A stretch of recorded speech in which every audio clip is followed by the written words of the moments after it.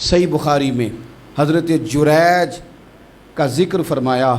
جریج نفل پڑھ رہے تھے، ماں نے آواز دی، وہ آ نہیں سکے، نماز میں تھے، ماں ناراض ہو گئی. اس نے ہاتھ اٹھا کے کہا اللہ یہ اتنی دیر تک مرے نہ جب تک کسی بری عورت کا منہ نہ دیکھ لے.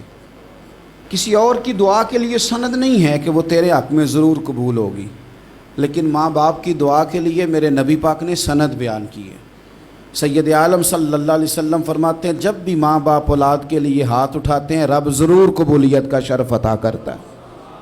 تو جہاں سند موجود ہے نا، کچھ افتتاح ابا جی سے بھی کرا لینے چاہیے، کچھ کام شروع کرنے سے پہلے صرف اماں سے ہی دعا کرا لینی چاہیے. یہ والا افتتاح بھی بڑے کام کا ہے کیونکہ یہاں سند بیان کر دیا میرے نبی کریم. تو جناب جریج کی ماں ناراض ہو گئی، کہنے لگی اللہ اس نے میری بات نہیں سنی. اب تھے تو وہ نیک، لیکن رب کریم کی حکمت کا تقاضا ہے، ماں کی دعا کو بھی قبول کرنا تھا. اللہ نے آزمائش میں مبتلا کر دیا. والدہ تو چلی گئیں، وہ ایک خیمے میں، ایک کٹیا میں، ایک جھونپڑی میں عبادت کرتے تھے، اللہ کو یاد کرتے تھے، رب رب کرتے تھے، اور لوگ ان کی بڑی تعریف بھی کرتے تھے.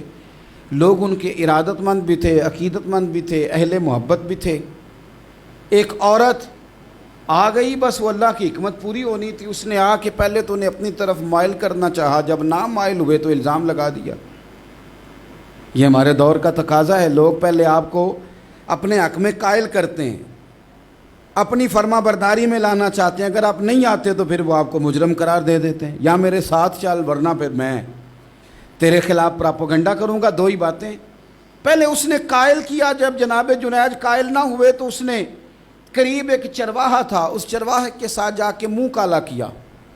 مقررہ وقت پہ بچہ پیدا ہو گیا. لوگوں نے کہا کس کا ہے؟ کہنے لگی اس خانقاہ میں، اس حجرے میں عبادت کرنے والے کا ہے. اگر کسی دیندار پر ذرا سا بھی الزام لگ جائے تو آپ یقین کریں کہ بڑے بڑے خوفناک لوگ بھی نیک ہو جاتے ہیں. جن کا اپنا سارا ماضی کالا سیاہ ہو وہ بھی اجالوں کے راہبر بن جاتے ہیں. جن کی اپنی زبانیں ساری زندگی آلودہ رہی ہوں وہ بھی بڑے بڑے اعلیٰ سچ بولنے لگتے ہیں. اعلیٰ کچے میرے مکان کی دیوار کیا گری، لوگوں نے تو میرے صحن میں رستے ہی بنا لیے.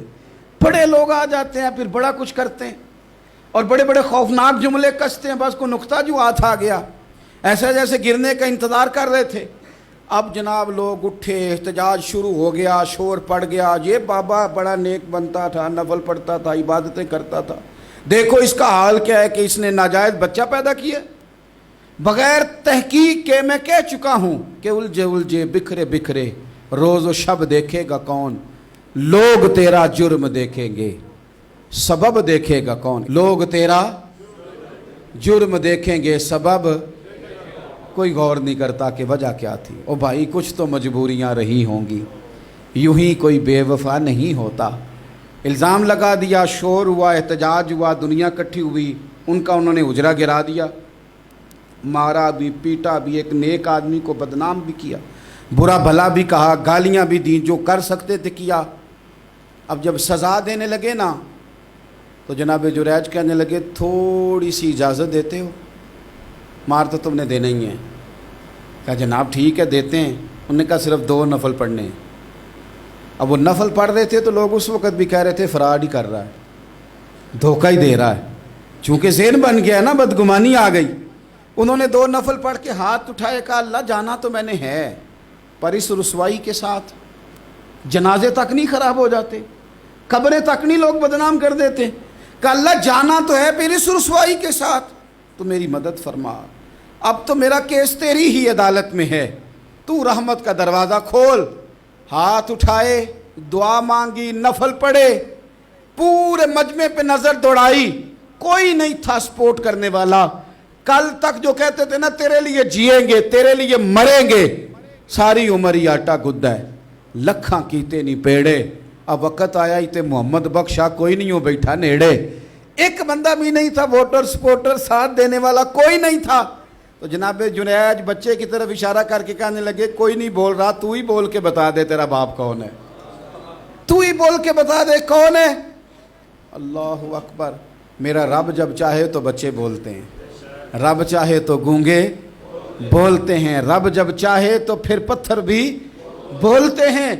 جب کہا نا تو ہی بتا تو بچہ بولا. اور بول کے کہنے لگا میرا باپ جریج نہیں، میرا تو وہ ہے جو بکریاں چرانے والا ہے، وہ میرا باپ۔ جب رب کریم نے توفیق دی تو بچہ بول پڑا۔ جب رب بندوبست کرتا ہے کسی کی عزت